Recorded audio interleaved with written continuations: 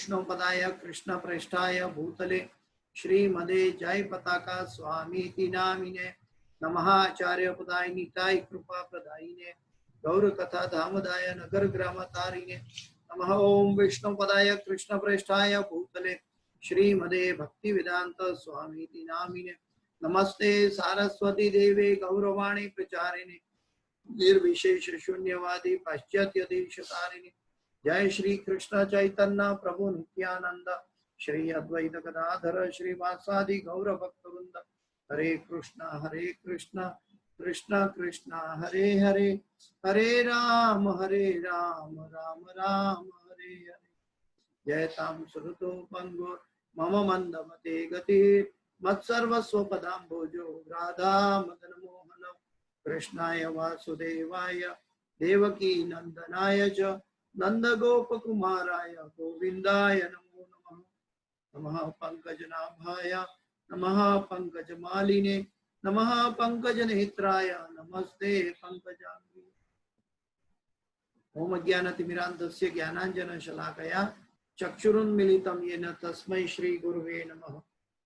श्री चैतन्य मनोभीष्टं स्थापितं येन भूतले स्वयं रूप गदा मह्यदादि स्वपदान्तिकम् वंदे अहम श्री गुरु श्री उतापद कमलम श्री गुरु वैष्णवांश श्री रूपम साग्रजातम सहगणा रघुनाथान्वितम तम सजीवम साद्वैतम सावधूतम परिजन सहितम कृष्ण चैतन्य देव श्री राधा कृष्ण पादाम सहगणा ललिता श्री विशाखान्विता।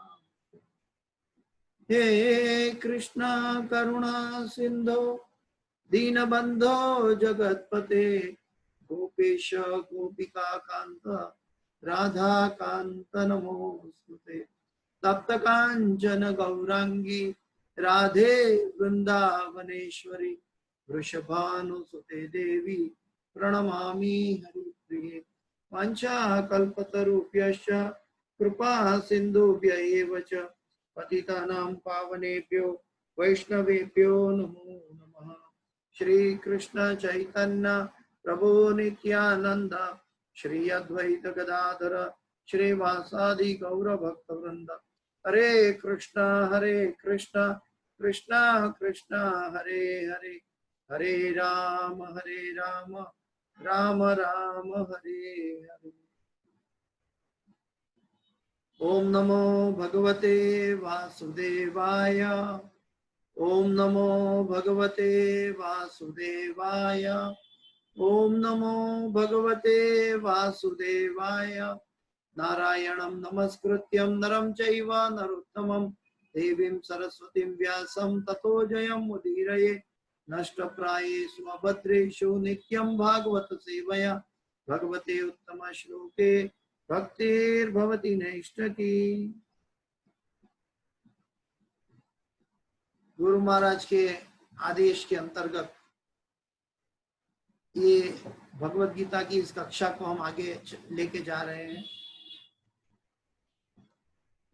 श्री चैतन्य महाप्रभु ने भी कहा है कि जारे देखो तारे कहो कृष्ण उपदेश प्रति घरे घरे जाई मांगो भिक्षा करो कृष्ण शिक्षा। हमारे आज्ञाएं होइए तारे ही देश जारे देखो तारे कहो कृष्ण उपदेश।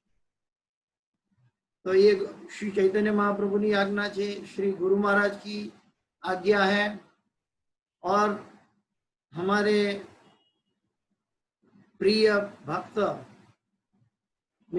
मित्र गुरु भाई इस ग्रेस बाल गोपाल प्रभु जी की आज्ञा है कि आज हम इस भगवत गीता की इस कक्षा को आगे लेके जा रहे हैं। श्रीमद् भगवत गीता के 5वें अध्याय के 22वें श्लोक पे चर्चा करेंगे। आज 22 और 25वें श्लोक पे आज चर्चा होगी। 5वां अध्याय 22वां श्लोक। यही संस्पर्शजा भोगा दुख योनयेवते आद्यन्तवन्त कौन्तेय न तेषु रमते बुधः। यही संस्पर्शजा भोगा दुख योनयेवते आद्यन्तवन्त कौन्तेय न तेषु रमते बुधः। यही संस्पर्शजा भोगा दुःखयोनय एव ते आद्यन्तवन्त कौन्तेय न तेषु रमते बुधः। अनुवाद अनुवाद और तात्पर्य बाय एसी भक्तिवेदांत स्वामी शिल प्रभुपाद महाराज की जय। बुद्धिमान मनुष्य दुख के कारणों में भाग नहीं लेता, जो कि भौतिक इंद्रियों के संसर्ग से उत्पन्न होते हैं। हे कुंती पुत्र, ऐसे भोगों का आदि तथा अंत होता है, अतः चतुर व्यक्ति उनमें आनंद नहीं लेता। मैं फिर से अनुवाद दोहराता हूं। बुद्धिमान मनुष्य दुख के कारणों में भाग नहीं लेता, जो कि भौतिक इंद्रियों के संसर्ग से उत्पन्न होते हैं। हे कुंती पुत्र, ऐसे भोगों का आदि तथा अंत होता है, अतः चतुर व्यक्ति उनमें आनंद नहीं लेता। तो ये भगवान अभी अर्जुन को कह रहे हैं कि हमें दुख से कैसे बाहर निकलना है। अर्जुन के माध्यम के द्वारा हम सबको बता रहे हैं कि दुख से कैसे बाहर निकाला जाए। श्रीमद् भगवत गीता में ये जो 5वां अध्याय चल रहा है, यहाँ ब्रह्म की प्राप्ति के आसपास की बात चल रही है। उसके बाद दूसरा विषय है परमात्मा की प्राप्ति, और उनके बाद जो अल्टीमेट सब्जेक्ट मैटर है वो है भगवान की प्रेममयी दिव्य भक्ति, भगवान की प्रेममयी दिव्य सेवा। तो ये 3 हिस्से में हम समझ सकते हैं। तो ये जो पहला हिस्सा है, इसके अंदर ब्रह्म की अनुभूति के अंतर्गत ये सभी सूचनाएं भगवान अर्जुन को इंगित कर रहे हैं। एक्चुअली अर्जुन को माध्यम बना के हम सब के लिए बता रहे हैं। तो यहाँ पे आज तात्पर्य में प्रभुपाद जी का तात्पर्य में पढ़ते हैं आगे। तात्पर्य में इसी भक्ति वेदांत स्वामी शिल प्रभुपाद महाराज की जय। तात्पर्य, भौतिक इंद्रिय सुख उन व्यक्तियों के स्पर्श से उद्भूत है जो नाशवन है, क्योंकि शरीर स्वयं नाशवन है। मुक्तात्मा किसी नाशवन वस्तु में रुचि नहीं रखता। दिव्य आनंद के सुखों में से भली भांति अवगत वह भला मिथ्या सुख के लिए क्यों सहमत होगा। पद्म पुराण में कहा गया है, रमन्ते योगिनोन्ते नन्ते सत्यानंदे चिदात्मनि इति राम पदेनासौ परम ब्रह्मा विलीयते। योगी जन परम सत्य में रमण करते हुए अनंत दिव्य सुख प्राप्त करते हैं। इसीलिए परम सत्य को भी राम कहा जाता है, जिसमें रमण करते हैं। श्रीमद् भागवत में 5.5.1 में भी कहा गया है, नायम देहो देह भाजाम नृलोके कष्टान कामान हरते विभुंजांग ये तपो दिव्यम पुत्र काम ये न सत्वम शुद्ध ये यस्मात् ब्रह्म सौख्यम त्वंतम। हे पुत्रो, इस मनुष्य योनि में इंद्रिय सुख के लिए अधिक श्रम करना व्यर्थ है। ऐसा सुख तो सुकरों को भी प्राप्य है। इसकी अपेक्षा तुम्हें इस जीवन में तप करना चाहिए, जिससे तुम्हारा जीवन पवित्र हो जाए और तुम असीम दिव्य सुख प्राप्त कर सको। अतः जो यथार्थ योगी या दिव्य ज्ञानी है, वे इंद्रिय सुखों की ओर आकृष्ट नहीं होते, क्योंकि यह निरंतर भवरोग के कारण है।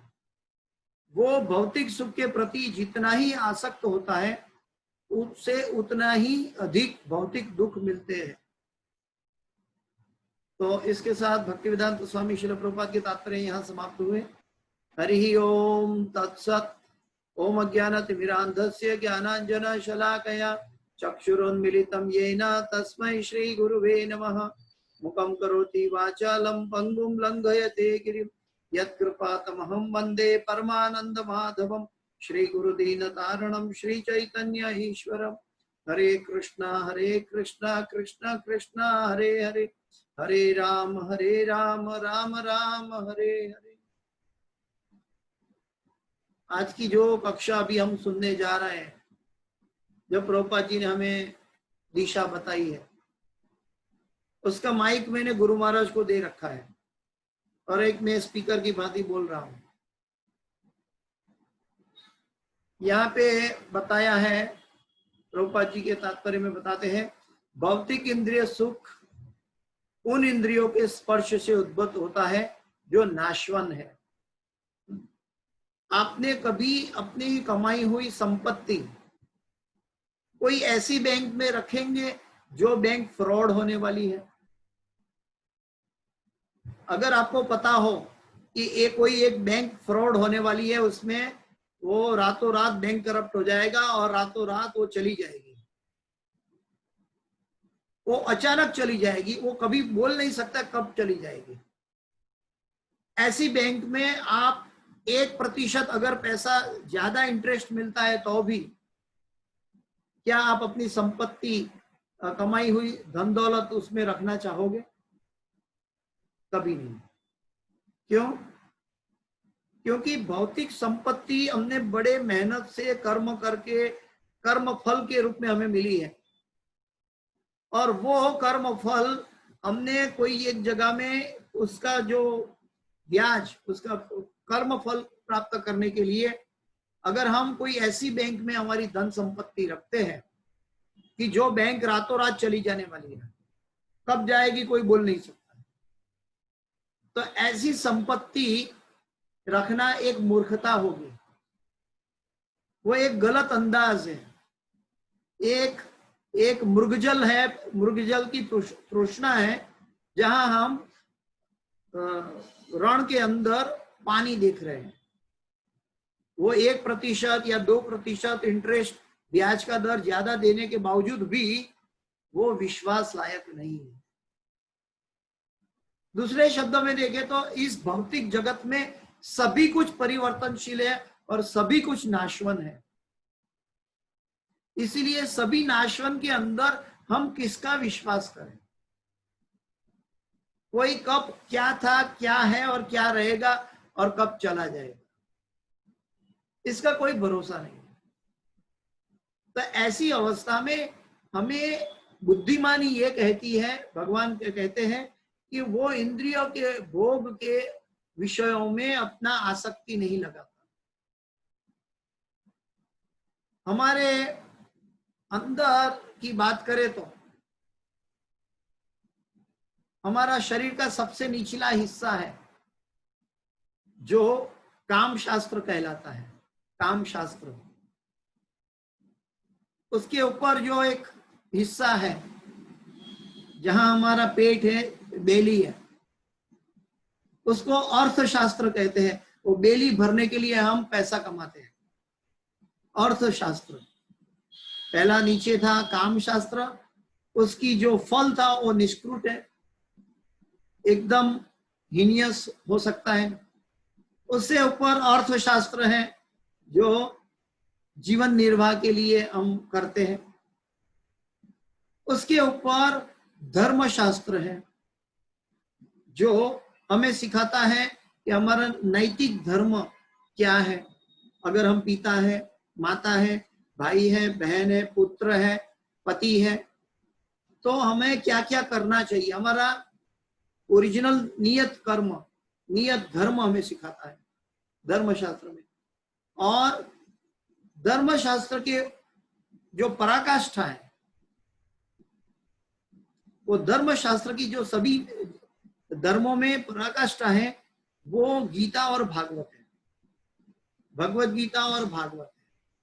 और वो धर्मशास्त्र के अंदर इस भटके हुए जीवों के लिए भगवान हमें उपदेश दे रहे हैं। तो ये सर्वश्रेष्ठ धर्मशास्त्र है भगवत गीता और श्रीमद् भागवत। और इसके अंदर जो चर्चा अभी हो रही है, ये भगवान कहते हैं कि इंद्रियों के स्पर्श से उद्भव है जो नाशवान है, यानी कि वो बैंक फ्रॉड होने वाली है। हमारा शरीर राख में मिलने वाला है। तो शरीर को कब तक सुख देंगे? जो सुख हमारे साथ आने वाला नहीं है। हाँ, कहीं युवानी में हमारा ध्यान ऑपोजिट सेक्स में एकत्रित होता है, लेकिन उसके लिए एक लाल टेन बताई है। प्रभुपाद जी आगे के श्लोक में बताने वाले हैं कि ऐसा सुख तो कुकर सुकर को भी प्राप्त होता है, कुत्ता बिल्ली को भी प्राप्त होता है। अगर हम पाप करके कोई अधम योनि में चले जाएगा तो वहां भी वो प्राप्त होगा। तो ऐसा सुख के लिए इतना उत्तम मनुष्य जीवन क्यों बिगाड़ दे? मनुष्य जीवन मिला है अथतो ब्रह्म जिज्ञासा, वो ब्रह्म की जिज्ञासा के लिए मिला है। वो मैं कहां से आया हूं, मैं कौन हूं, कहां से आया हूं, कहां जा रहा हूं, किसके न जानते हुए भी मेरे अंदर क्या क्या कमियां आती है, बुढ़ापा आता है और मृत्यु आती है, जन्म मृत्यु जरा व्याधि। तो ये दोष है जो हमारा ओरिजिनल रोग है, भवरोग, वो रोग में से परमानेंट इलाज करने के लिए ये मनुष्य जन्म मिला है।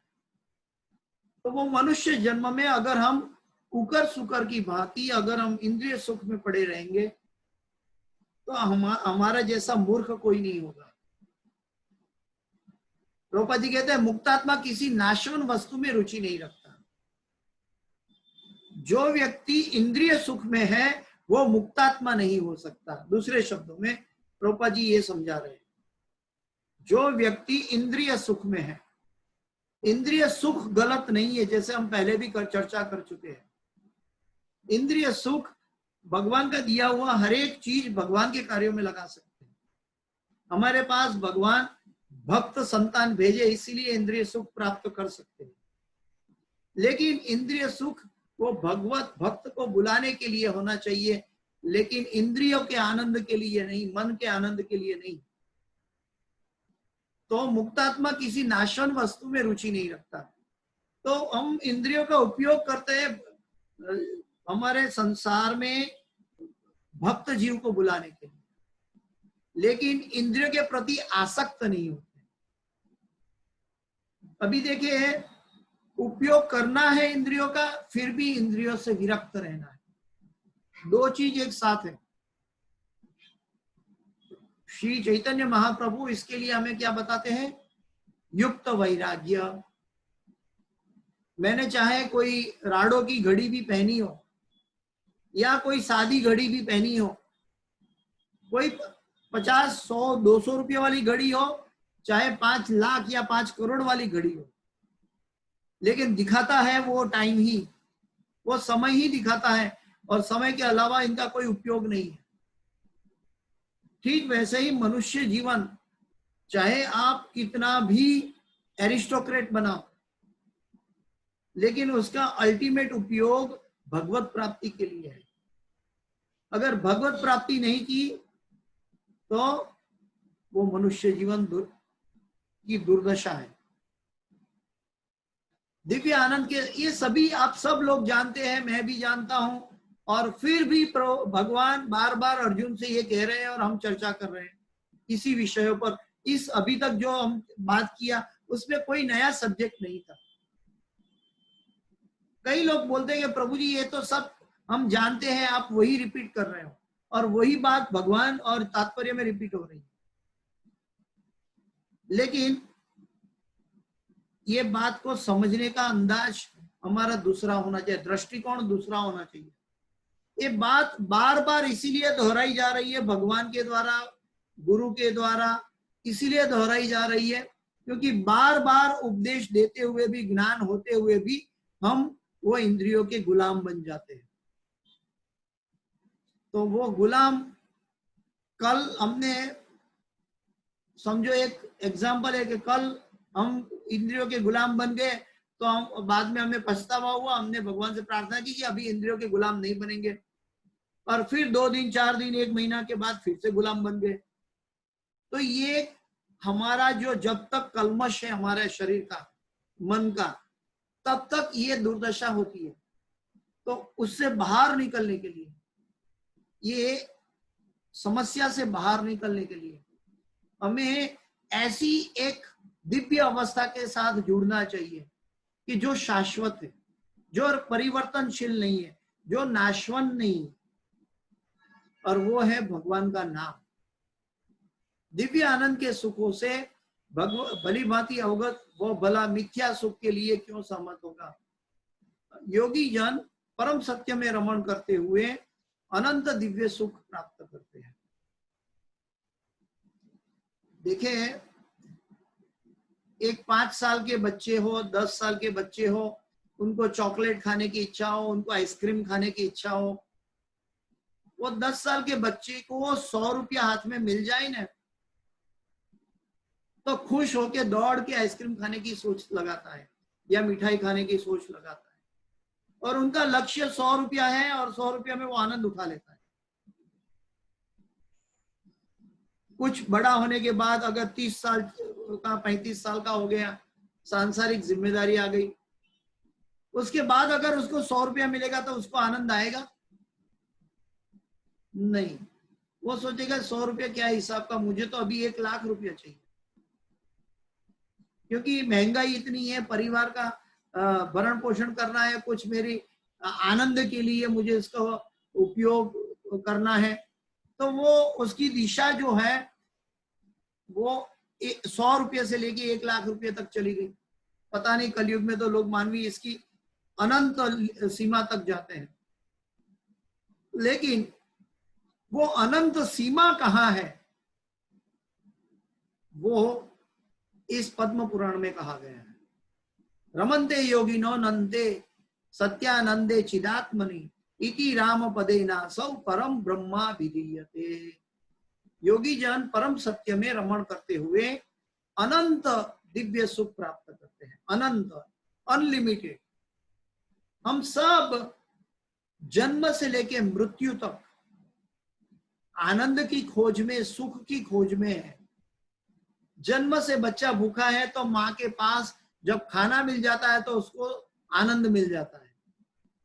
वो जन्म से लेके, वो बच्चा से लेके मृत्यु की अंतिम क्षण तक हमारे अंदर एक ही दृष्टिकोण रहता है कि हम हर चीज जो भी देखते हैं इस संसार में, चाहे ऑपोजिट सेक्स हो, चाहे धन दौलत हो, चाहे संपत्ति हो, चाहे भगवान हो, चाहे कोई भी व्यक्ति से हमारा रिश्ता हो, तो उसमें हमें क्या लाभ होगा, हमें क्या सुख प्राप्त होगा, वही ढूंढते रहते हैं। डॉक्टर के पास जाते हैं तो ये डॉक्टर कैसे मेरा दर्द का इलाज ठीक कर देगा, डॉक्टर के अंदर से मेरे दर्द का सुख मैं ढूंढ रहा हूं। तो हम सब जन्म से लेके मृत्यु की यात्रा में पूरे सुख की पीछे मृगजल तृष्णा की भांति भागते रहते हैं, लेकिन वो सुख जो है वो शाश्वत है, जो पदम हर एक पद पर बढ़ता जाता है। वयम तु न वित्रुप्याम उत्तम श्लोक विक्रमे यश शृण्वता रस ज्ञानम स्वादु स्वादु पदे पदे। श्रीमद् भागवत में कहा गया है, वयम तु न वित्रुप्याम, उत्तम श्लोक विक्रमे। भगवान श्री कृष्ण का एक नाम है उत्तम श्लोक, उत्तम श्लोक विक्रमे यश शृण्वता रस ज्ञानम, वो रसराज कृष्ण का रस ज्ञान, यश शृण्वता रस ज्ञानम स्वादु स्वादु पदे पदे, वो हर एक बाइट में आनंद बढ़ाता जाएगा। आनंदम बुद्धिवर्धनम प्रतिपदम पूर्णामृता स्वादनम। तो जो आनंद सब हर एक बाइट में बढ़ता जाता है वो आध्यात्मिक सुख है। और हर एक बाइट में अगर हम उसको देखते हैं कि हम भगवान की कथा सुन रहे हैं, भगवान की लीलाओं की चर्चा सुन रहे हैं, भक्तों के बीच में है, लेकिन मुझे वो रस प्रदान नहीं हो रहा है, तो ये मेरी अपनी अलग पोजीशन है, अपनी दुर्दशा है। इसके लिए हमें समझना है कि हमारे अंदर, ये मशीन के अंदर, ये मन के मशीन के अंदर कुछ रेक्टिफिकेशन चाहिए, क्योंकि भगवान का शब्द एक जगह लिखा हो, 2 जगह लिखा हो, 10 जगह लिखा हो, गलत नहीं हो सकता। अलग अलग जगह पे एक ही बात दोहराई है। और मच्चिता मद्गत प्राण बोधयंत परस्परम कथयंत माम नित्यम तुष्यन्ति च रमन्ति च। स्वादु स्वादु पदे पदे, वो एवरी स्टेप आनंद देने वाला है। लेकिन ये भौतिक जगत क्या है? पदम पदम यद विपदाम न तेषाम, वो पद पद पर हमें विपत्ति देगा, और वो विपत्ति में हम आनंद ढूंढ रहे हैं, इसीलिए हम परेशान हैं।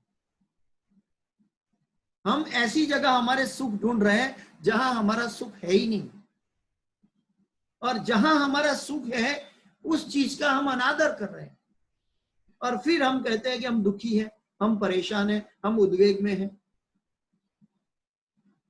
तो शास्त्र हमें दिशा दिखाती है, प्रभुपाद जी के तात्पर्य और संतों के एसोसिएशन, भक्तों का संग हमें दिशा दिखाता है, लेकिन चलना तो हमें ही पड़ेगा। कोई व्यक्ति हमारी जगह में कोई दूसरा व्यक्ति चल नहीं पाएगा। मनुष्य जीवन, दुर्लभ मनुष्य जीवन को व्यर्थ करना ये महामूर्खता है। चलना हम सबको है। जैसे मैंने पहले एक उदाहरण दिया था, एक माले के अंदर, पेड़ के ऊपर माले के अंदर एक चिड़िया ने अंडे दिए, और वो चिड़िया, मदर चिड़िया जो मादा चिड़िया है, वो अपने अंडे को सेवती है, संभाल के रखती है कि उसको कोई जानवर या कोई दूसरा उसको परेशान ना करे। और अंडे को सेवते सेवते उसमें से जब बच्चा बाहर निकलता है, तो तब वो माता उड़ के दौड़ के बाहर जाके दाना लेकर आती है, कुछ ना कुछ खाने के लिए लेकर आती है अपने बच्चे के लिए। वो माता चिड़िया जो है उड़कर जाती है, और बच्चे वो उसके अंदर मुंह डाल के देख रहे हैं कि मेरी माँ कहाँ गई, कब आएगी। वो च्यूं च्यूं करते रहते, बैठे रहते हैं, लेकिन उनके अंदर कोई शक्ति नहीं है, कुछ नहीं है, एक निसहाय हालत में बैठे रहते हैं वो पेड़ के माले के अंदर, और माता का प्रतीक्षा कर रहे हैं, और माता उनके लिए अन्न, उसके लिए उसके पेट भरने के लिए बाहर गई है। तो जब वो चिड़िया आती है और वो बच्चे को खिलाती है, बच्चे जब खा लेते हैं, लेकिन एक समय धीरे धीरे बच्चे बड़े होते हैं, और बड़े बच्चे होते हैं तब वो माता चिड़िया अपने बच्चे को उड़ना सिखाती है। जैसे हमें गुरु आध्यात्मिक जगत की दिशा में, आध्यात्मिक जगत की जीवन में हमें उड़ना सिखा रहे हैं। कौन? हमारे आध्यात्मिक गुरु, दीक्षा गुरु। और वो गुरु हमें सिखाते हैं, लेकिन उड़ना स्वयं को पड़ता है, बच्चे को उड़ना स्वयं पड़ता है। वो माता चिड़िया अपने कंधे पे बच्चे को लेके नहीं उड़ती, वो बच्चे को अपने आप, अपने सामर्थ्य से माता को देख के उड़ना पड़ता है। ठीक वैसे ही इस संसार में अगर हमें आनंद की अनुभूति करनी है, तो जो योगी जन, जो भक्तगण आनंद ले रहे हैं भगवान की भक्ति में, वो भक्तों के साथ हमारा एसोसिएशन करना जरूरी है, और वहां से दिशा प्राप्त होगी कि कैसे आनंद मिल पाता है। और वो आनंद को प्राप्त करने के लिए, अनुभव करने के लिए हमें स्वयं को उड़ना होगा। लेकिन हमारी दुर्दशा क्या है कि हम उड़ते हैं तो हमारे साथ मन के जो विचार है वो सभी विचारों की आसक्ति के साथ उड़ना चाहते हैं। वो आसक्ति के साथ उड़ने की कोशिश करते हैं, तो आसक्ति का भार हमें उड़ने नहीं देता आसक्ति का भार। तो हमें जो उड़ना है, उड़ने का मतलब है ऐसा नहीं कि हम एक्चुअल में उड़ने की बात कर रहा हूं, मेरा कहने का मतलब है कि हमें आध्यात्मिक अनुभूति करनी है।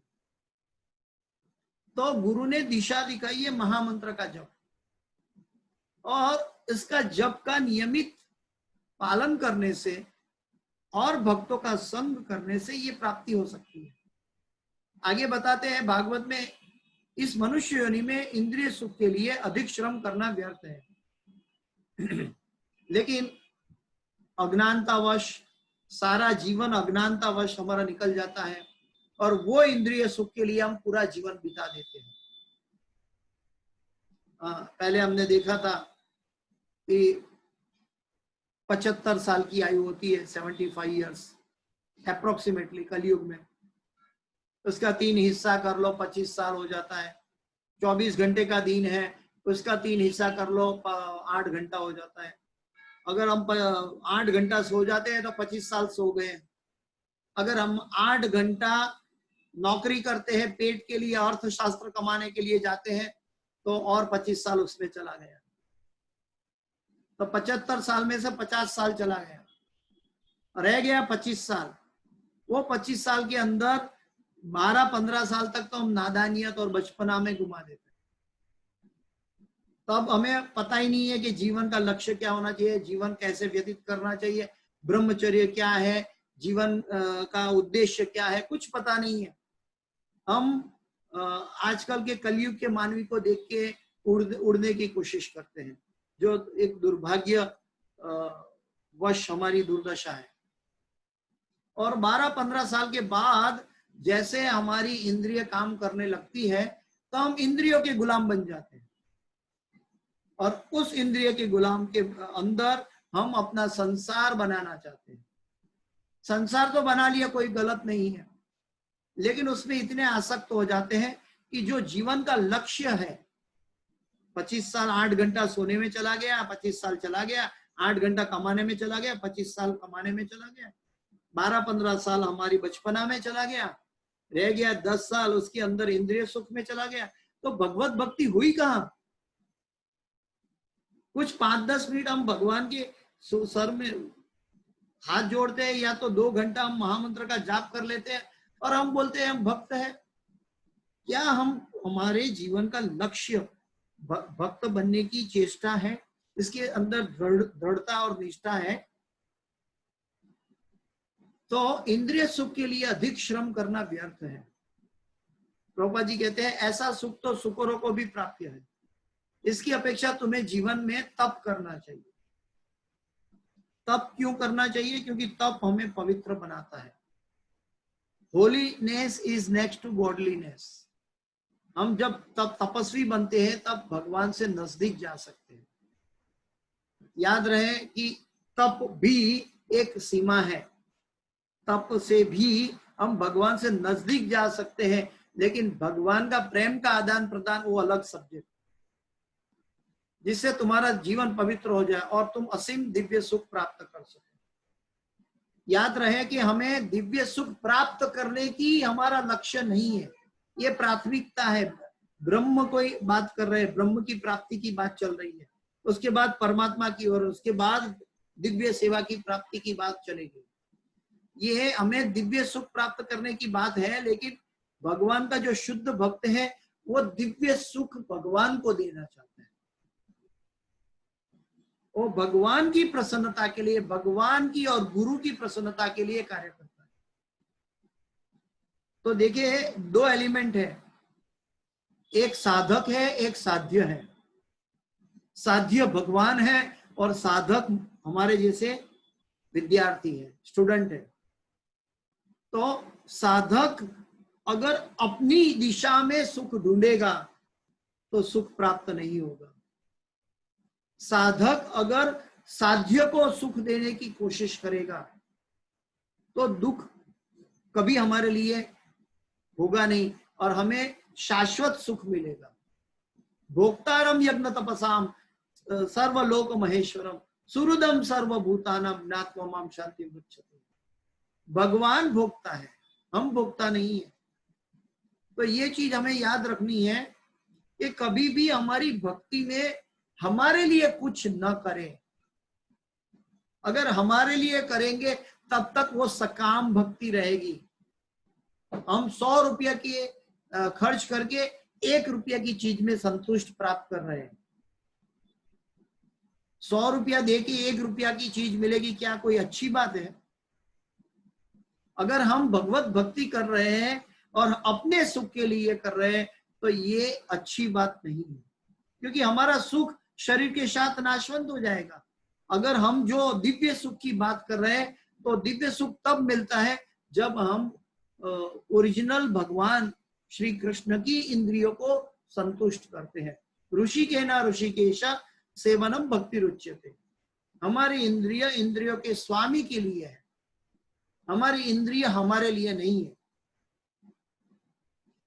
इवन हमारे पास जो भगवान भक्त कोई बच्चा भेजता है इंद्रिय सुख इंद्रियों का उपयोग के द्वारा, तो वो भक्त को भी भगवान की यात्रा बताने के लिए है, तो वो भी एक भक्ति है।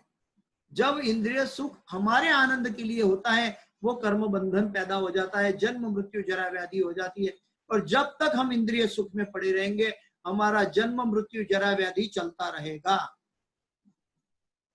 अतः जो यथार्थ योगी या दिव्य ज्ञानी है, वे इंद्रिय सुख की ओर आकृष्ट नहीं होते, क्योंकि ये निरंतर भवरोग के कारण है। वो भौतिक सुख के प्रति जितना ही आसक्त होता है, उसे उतना ही अधिक भौतिक दुख मिलते हैं।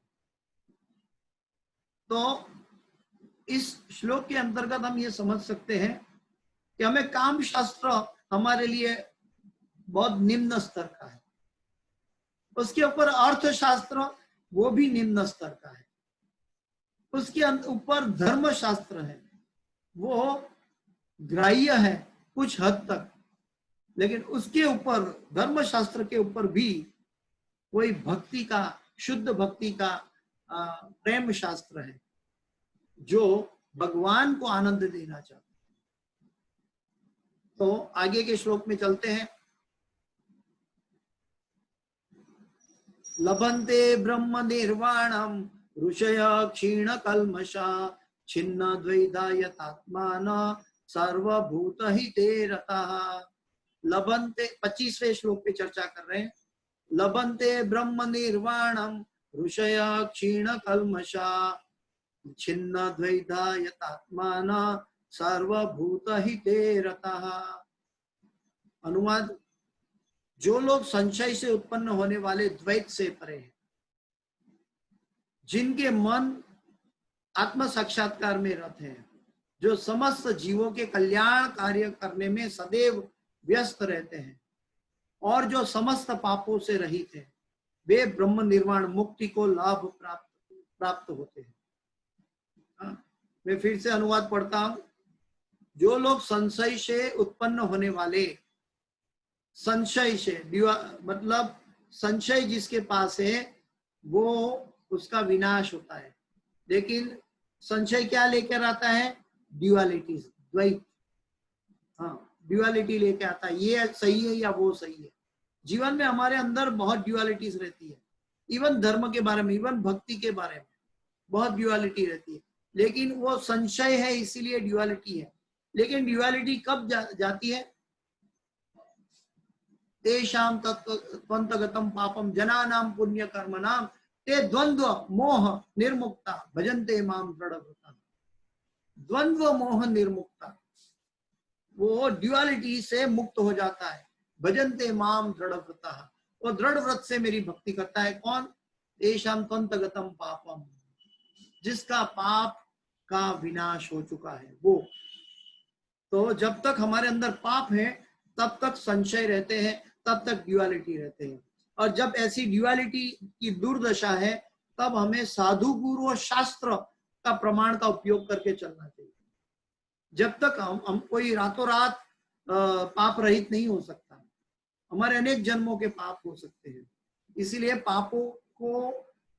पापों से बाहर निकलने के लिए हमें साधु गुरु और शास्त्र का आश्रय लेना चाहिए, जिनके मन आत्म साक्षात्कार में रत है। आत्म साक्षात्कार यानी कि शरीर में रत नहीं है, आत्मा में रत है, वो आत्म साक्षात्कार में रत है, जो समस्त जीवों के कल्याण करने में सदैव व्यस्त रहते हैं। तव कथामृतम तप्त जीवनम कविभिरीडितम कल्मषापहम श्रवण मंगलम श्रीमदाततं भुवि गृह्णन्ति ये भूरिदा जना, भुवि गृह्णन्ति ये भूरिदा जना। सर्वश्रेष्ठ भक्तगण गोपी भी यही कह रही है कि बुद्धिमान मनुष्य वो है जो भगवान की महिमा हर एक जीव तक पहुंचाता है। यहाँ पे इस अनुवाद में क्या कहते हैं कि जिसके मन आत्म साक्षात्कार में रत है, जो कृष्णा कॉन्शियस या सेल्फ रियलाइज सोल है, वो व्यक्ति क्या करता है, उसके लक्षण क्या है, जो समस्त जीवों के कल्याण का कार्य करने में सदैव व्यस्त रहते हैं। प्रभुपाद जी ने अंतरराष्ट्रीय कृष्ण भावनामृत संघ कुछ ऐसा ही बनाया है हम सब के लिए, कि हमारे पास हर एक कार्य के लिए, हर एक इच्छा के लिए कृष्णा कॉन्शियस कार्य हमारे साथ उपलब्ध है। अगर हम भगवान के लिए भोग बनाना चाहते हैं, अगर हम भगवान के लिए सेवा करना चाहते हैं, हम भगवान के वस्त्र बनाना चाहते हैं, हम भगवान के फुलहार बनाना चाहते हैं, हम भागवत की सेवा करना चाहता है, हम भागवत को सुनना चाहता है, हम भक्तों के संग में जाना चाहता है, हम ये दिव्य संदेश दूसरों तक लेकर जाना चाहता है, हम बुक डिस्ट्रीब्यूशन करना चाहता है, हम पद यात्रा करना चाहता है, कोई भी कार्य लगे रहो, सभी भक्तों के संग में लगे रहो, लेकिन वो कल्याण कार्य करने में सदैव व्यस्त रहते हैं। हम क्या करते हैं, हम व्यस्त नहीं है, याद रहे, हम पार्ट टाइम कर रहे हैं। यहाँ पे बोलते हैं वो कल्याण कार्य करने में सदैव व्यस्त रहते हैं। जैसे यहाँ पे हमारे ग्रुप में जो एग्जाम्पल दिया जा सकता है, तो वो हिज ग्रेस बाल गोपाल प्रभु जी का, वो व्यस्त रहते हैं कृष्णा कॉन्शियस कार्य में, जीवन उन्होंने समर्पित किया हुआ है। लेकिन हम सब पार्ट टाइम कर रहे हैं, याद रहे, हम व्यस्त नहीं है। हम कभी मंगला आरती करते हैं, कभी गुरु आरती करते हैं, कभी भागवत सुनते हैं, कभी भागवत बोलते हैं, तो सदैव व्यस्त रहते हैं। जो समस्त पापों से रहित है, जो समस्त पापों से रहित है। हमें कैसे पता चला कि हम पापों से रहित हैं? इसके लिए हमें क्या करना चाहिए? अगर हमारी निष्ठा साधु गुरु और शास्त्र में स्थापित हो जाती है, अगर हम साधु गुरु और शास्त्र के द्वारा हमारी निष्ठा प्रद है, तो ऑटोमेटिक हम समझ सकते हैं कि हमारा पापों का अंत हो रहा है, वे ब्रह्म निर्वाण मुक्ति को प्राप्त होते हैं। तात्पर्य में प्रभुपाद जी का देखते हैं। तात्पर्य, केवल वही व्यक्ति सभी जीवों के कल्याण कार्य में रत कहा जाएगा जो पूर्णतया कृष्ण भावना भावित है। अगर व्यक्ति स्वयं कृष्ण भावना भावित नहीं है, तो वो दूसरों को कृष्ण भावना भावित नहीं बना सकता। हम सब कितनी समय से प्रयत्न कर रहे हैं कि कहीं जीव कृष्ण भक्ति में लग जाए, लेकिन हमारी साधना इतनी ताकतवर नहीं है, हमारे अंदर इतनी प्योरिटी नहीं है, इसीलिए हमें कष्ट होता है। लेकिन इससे विपरीत क्या होता है कि गुरु महाराज अगर कभी कभी आधा घंटा 1 घंटा क्लास लेते हैं, तो सैकड़ों में से कोई ऐसा व्यक्ति मिल जाता है कि जो तुरंत दीक्षा लेने के लिए तैयार हो जाता है, 16 माला करने के लिए तैयार हो जाता है। और हमें 16 माला करवाने के लिए भक्तों के पीछे महीनों तक मेहनत करनी पड़ती है। तो कल्याण कार्य तब होता है, प्रभुपाद जी के तात्पर्य में हमें समझना है कि हमारा आचरण में कृष्ण भावना भावित कार्य होना चाहिए। हमारा आचरण ऐसा होना चाहिए कि कृष्ण भावना भावित हो। आप सबको लगेगा कि प्रभु जी आप तो कृष्ण भावना भावित में नहीं है, आप सब भक्तों के साथ मंगला आरती में नहीं जुड़ते हैं, और आप कैसे ये उपदेश दे रहे हैं। एक्चुअली इसीलिए हम सब उपदेश देने के लिए सही लायक नहीं है, लेकिन ये उपदेश गुरु के आदेश है, इसीलिए दिया जा रहा है, क्योंकि हमारी लायकात नहीं है, हमें लायक बनाया जाता है गुरु के द्वारा। तो कल्याण कार्य तब हो पाता है जब गुरु की संस्तुति हो। हम कृष्णा कॉन्शियस में 10 साल 20 साल चांटिंग करके अच्छे अच्छे लेक्चर लेते सुनते या आर्ग्यूमेंट करते या उसके अंदर सीरियस साधना करके हमारे अंदर एक छोटा सा क्षणिक मिथ्या अहंकार भी आ जाता है कि हम एडवांस हो रहे हैं।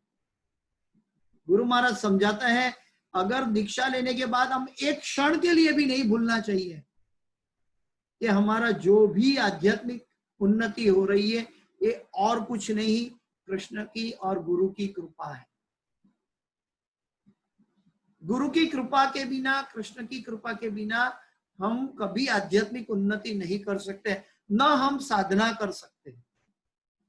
हमारी साधना जो हो रही है वो गुरु और कृष्णा की कृपा से हो रही है। तो सभी जीवों के कल्याण कार्य में रत कहा जाएगा, जो पूर्णतः कृष्ण भावना भावित है।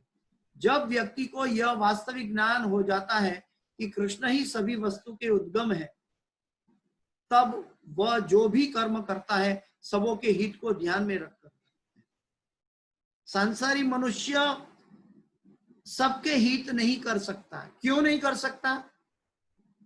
क्योंकि वो शरीर के साथ जुड़ा हुआ है, और शरीर जब होता है तो शरीर के रिश्ते उत्पन्न हो जाता है। ये मेरा है, ये अपना है, ये मेरी पत्नी, मेरे माँ बाप, मेरे भाई बहन, मेरा पुत्र, मेरा बच्चा, मेरी संपत्ति, मेरा शरीर, मेरा आनंद, मेरा घर, मेरी गाड़ी, ये सब मेरे के साथ जुड़ा हुआ है।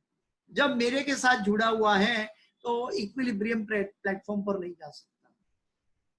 इक्विलिब्रियम प्लेटफॉर्म पे तब जा सकते हैं सब हम भगवान के अंश हैं। ममे वांशो जीव लोके जीव भूत सनातन। तो जब हम सभी वस्तु के उद्गम भगवान से जोड़ते हैं तब हम सबके हित को ध्यान में रखकर कार्य करते हैं। परम भोक्ता, परम नियंता तथा परम सखा कृष्ण को भूल जाना मानवता के क्लेशों का कारण है।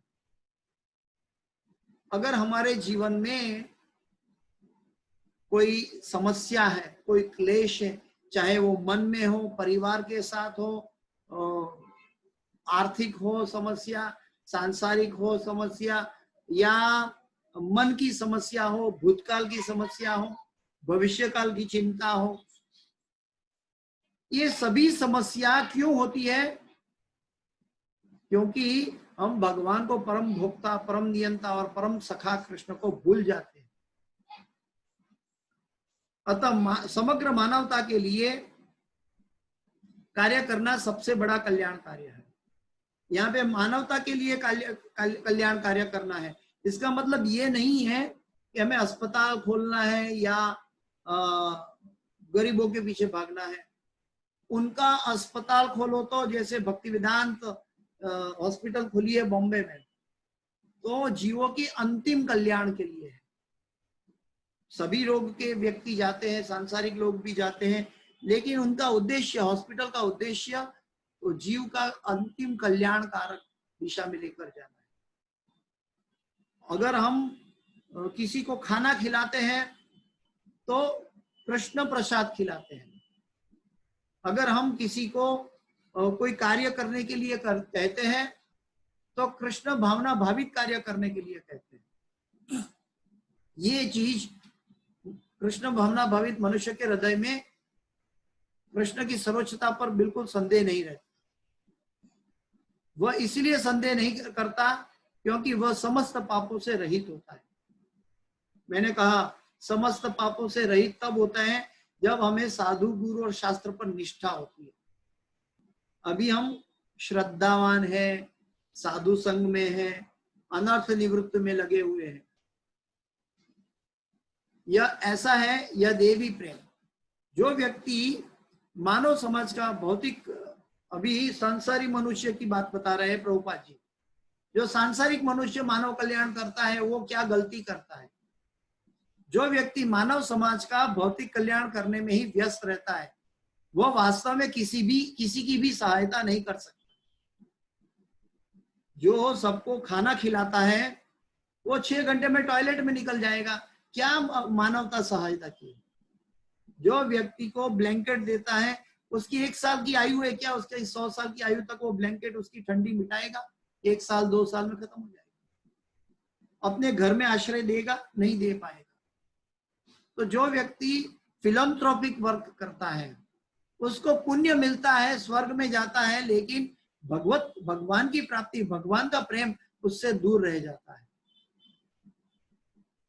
शरीर तथा मन की क्षणिक खुशी संतोषजनक नहीं होती। जीवन संघर्ष में कठिनाइयों का वास्तविक कारण मनुष्य द्वारा परमेश्वर से अपने संबंध की विस्मृति में ढूंढा जा सकता है। और ये हम जानते हैं, हम सब जानते हैं, आप सब भी मेरे से अधिक जानते हैं। ये परमेश्वर की विस्मृति से ये सब प्रॉब्लम हो रहा है। लेकिन परमेश्वर की विस्मृति क्षण क्षण पर हो रही है, इसलिए हमें क्षण क्षण पे सत्संग करना चाहिए। हाँ, नारायणम नमस्कृत्यम नरम चैव नरोत्तमम देवीं सरस्वतीं व्यासम ततो जयम मुदीरयेत् नष्ट प्रायेषु अभद्रेषु नित्यम भागवत सेवया। नित्यम भागवत सेवया भगवते उत्तम श्लोके भक्तिर भवति नैष्ठिकी। नित्यम भागवत, नित्यम भगवत गीता, नित्यम भक्तों का संग, नित्यम हरे कृष्ण महामंत्र का जप, नित्यम भगवत कार्य में हमें लगना चाहिए। ये पार्ट टाइम बिजनेस नहीं है। जब मनुष्य कृष्ण के साथ अपने संबंध के प्रति सचेष्ट रहता है, जो वह वास्तव में मुक्तात्मा होता है, भले ही वह भौतिक शरीर के जाल में फंसा हो। जो भगवान का भक्त है वो सांसारिक संसार में फंसा हुआ है, फिर भी वो मुक्त आत्मा है, क्योंकि संसार में रहकर भी वो कमल की भांति उसको मालूम है कि उसका लक्ष्य वो नीचे कादव कीचड़ है, वो नहीं है। संसार का दावा नल नहीं है। संसार दावा नल लीढलो तृणाय कारुण्य घन घनत्वं प्राप्तस्य कल्याण गुणानवस्य वंदे गुरु श्री चरणारविंदम। तो संसार दावानल, संसार का जो दावानल है, इससे बाहर आने के लिए गुरु के चरणों में जाने की आवश्यकता है। इस भगवत गीता की इस कक्षा का मैं यहाँ समाप्त करने जा रहा हूँ, विराम करने जा रहा हूँ। तो इसके साथ इस भगवत गीता की कक्षा का मैं यहाँ विराम दे रहा हूँ। आप सब भक्तों के चरणों में प्रणाम।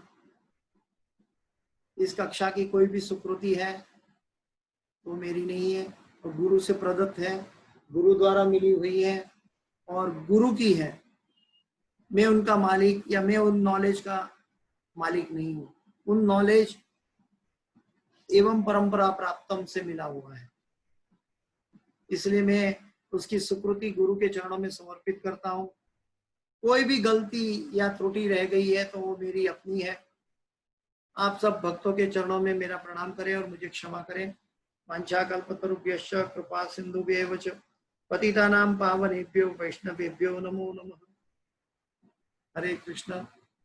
भगवत गीता की आगे की कक्षा अगले हफ्ते चलेगी। अभी यहाँ विराम दे रहे हैं। हरे कृष्ण।